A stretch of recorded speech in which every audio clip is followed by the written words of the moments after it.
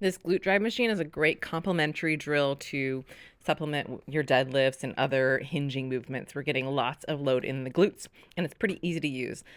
To start, you don't have to use a barbell and do hip thrusts. You can just load the plates on there. They don't need clips. Your next step is to buckle in and go to it.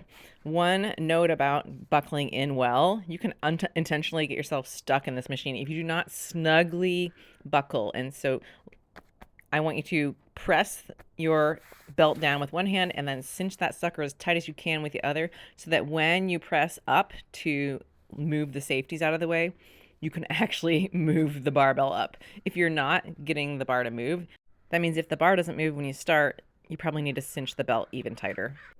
Foot position will change what muscles you're working primarily. We want to get the glutes and hamstrings into this. If your heels are too close to your body, your quads, the front of your thighs will feel it.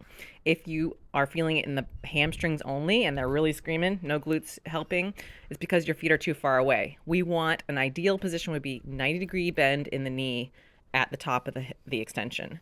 The other thing that can happen is when we overload the bar, we end up in this anterior tilt, and this is really demanding on our hip flexors, and they might get really tight and angry. So try to keep your pelvis in a neutral position.